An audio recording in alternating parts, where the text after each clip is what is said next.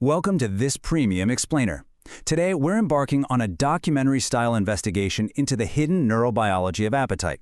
Because, let's be honest, if you've ever felt like your own body is actively working against your health goals, you are definitely not alone. We're going to explore this fascinating, kind of invisible intersection of micro-mental health, gut science, and cognitive function. We're going to uncover how the constant distractions of our modern digital overload, combined with the heavily engineered chemical makeup of our food, are literally rewiring our brain's architecture. So this isn't just a conversation about food, right? It's a deep dive into how our modern lifestyle contradictions are short-circuiting our biological aging, destroying our daily energy, and completely draining our mental resilience.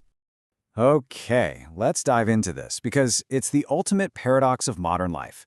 Think about it. We have unprecedented access to nutritional information. We spend billions, literally billions, on wellness, and yet obesity and metabolic diseases are surging at historical rates. So why does our natural biology, this magnificent interconnected system that's been refined over millions of years of evolution to keep us perfectly balanced, why does it suddenly fail us? Well, the answer lies in how our modern environment, characterized by constant digital stimulation, chronic low-grade stress, and industrially engineered food, is actively overriding our gut-brain communication. You see, our biology isn't actually broken. It's being meticulously and systematically hijacked. To figure out exactly how this happens, we're going to break things down into 5 key areas today. First, we'll decode the satiety cascade. Second, we'll look at the incredible phenomenon of the memory of meals. Third, we'll expose the ultra-processed hijack. Fourth, we'll examine our evolutionary defense, sensory-specific satiety. And finally, we'll review the hard science of reclaiming your appetite. So, Part 1. The satiety cascade. Let's start by mapping out the biological journey of fullness.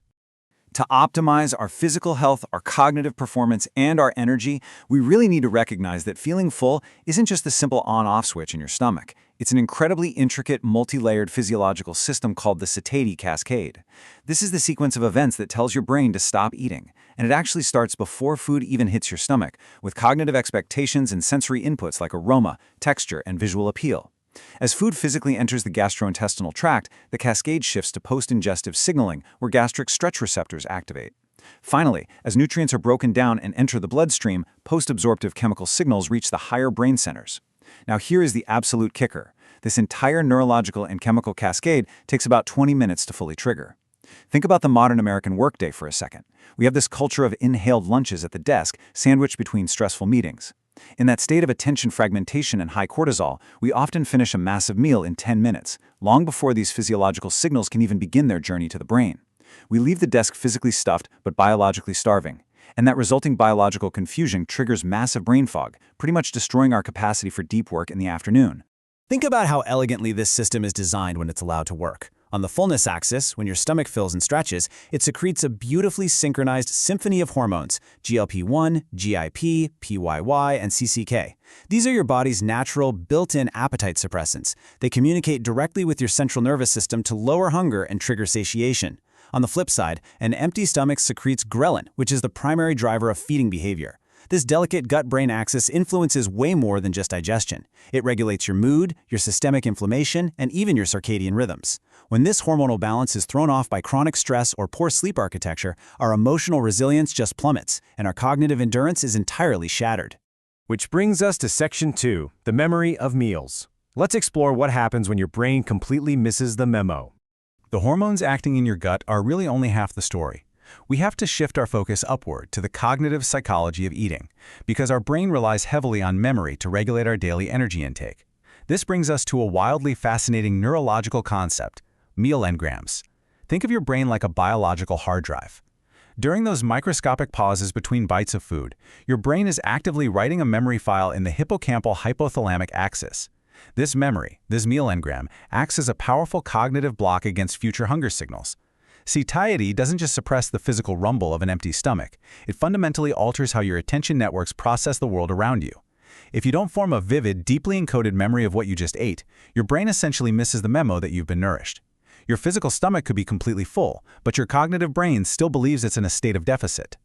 And this is exactly where modern digital overload destroys our natural appetite regulation. A massive, comprehensive meta-analysis revealed that passive, distracted eating, like scrolling on your phone, answering emails, or watching TV, drastically disrupts this memory encoding. The result? a staggering 22% increase in caloric intake at your next meal. Because the digital distraction blocked the formation of those hippocampal meal engrams, your cognitive suppression fails. You eat sooner and you eat significantly more, completely overpowering your gut's physical fullness signals. So your distracted micro-mental habits at lunch are actively dictating your metabolic health, your weight, and even your sleep quality at dinner. But behavioral distraction is really only half of our modern crisis. There's also a severe, insidious chemical disruption at play. When people consume a modern diet consisting of ultra-processed foods, they naturally, without even realizing it, consume a shocking average excess of 508 calories every single day. Let's move into Section 3, the ultra-processed hijack, and look at how industrial food manufacturing actively breaks our biology. Consider the landmark randomized controlled trial conducted by NIH researcher Kevin Hall. When participants were given an ultra-processed diet, they didn't just eat 500 extra calories a day. They consumed food at a rapid 17 calories per minute, compared to just 11 on an unprocessed whole food diet. And they gained 2 pounds in just 2 weeks. Why? Because these foods are expertly engineered to be hyperpalatable and energy-dense, yet they suffer from what scientists call protein dilution. Basically, they have a very low ratio of protein relative to overall calories. Our bodies desperately crave a precise biological baseline of protein for cellular repair, immune function, and healthy aging. When our food lacks this vital macronutrient, our brain drives us to keep eating thousands of empty calories just to find the baseline protein it needs to survive. And the neurobiology goes even deeper than macronutrients. When you consume refined, hyperpalatable foods, your blood sugar violently spikes. Groundbreaking neuroscience research has identified a specific glycosylation enzyme located in targeted brain neurons that acts as a delicate nutrient sensor.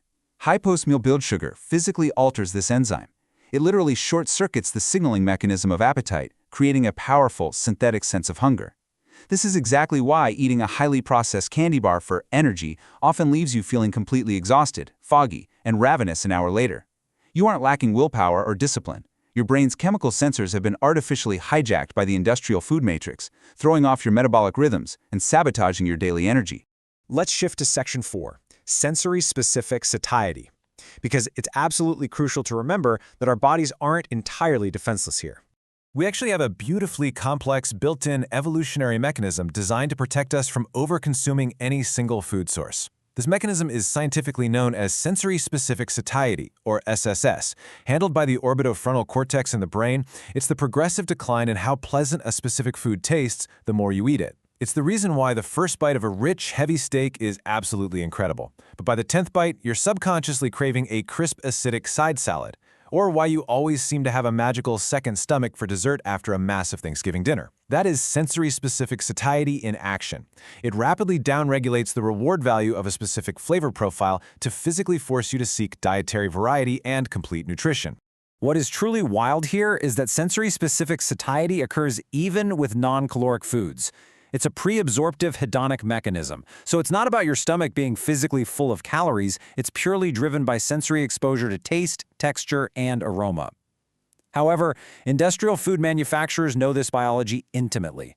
Ultra-processed foods are specifically engineered to bypass this neural downregulation. By perfectly layering fat, sugar, and salt into what food scientists call the bliss point, they prevent your orbitofrontal cortex from ever tiring of the sensory input. They keep your dopamine reward pathways firing on all cylinders long past the point of physical fullness. And this constant dopamine spiking doesn't just make you overeat, it actually erodes your brain's baseline dopamine sensitivity, severely damaging your capacity for deep, sustained focus in all other areas of your life. Finally, Section 5, reclaiming your appetite. Let's look at the hard science of mindful eating and how we actually fix this. How do we reset the gut-brain axis, recover our attention spans, and reclaim our cognitive control? Well, researchers validated something called the Mind-Eat Scale, breaking healthy eating psychology into 6 distinct dimensions: awareness, non-reactivity, openness, gratitude, non-judgment, and accurate hunger and satiety recognition. But make no mistake, this isn't just about feeling peaceful or achieving some Zen state. This is hard, measurable biology. By deliberately slowing your eating pace, removing digital screens, and intensely focusing on the complex sensory textures of whole foods, you are manually re-engaging those hippocampal meal engrams. You are giving your physiological satiety cascade the mandatory 20 minutes it requires to function. You are physically reconnecting your conscious mind to your cellular metabolism. And when you repair this gut-brain interaction, the cascading benefits are profound. Your sleep architecture improves, your biological aging slows down, and your daily cognitive endurance skyrockets. So we've seen how tiny micro-mental habits fundamentally alter physical digestion. We've uncovered how engineered foods systematically hijack our brain health and dopamine networks. And we've seen how everything in our biology, from sleep to stress to deep work to gut health, is beautifully and intimately connected. Satiety isn't just a physical state of a stretched stomach, it's a neurological memory. So I want to leave you with this final, somewhat provocative thought to carry into the rest of your day. What will your brain actually remember about your next meal? Thank you for joining me on this explainer. See you next time.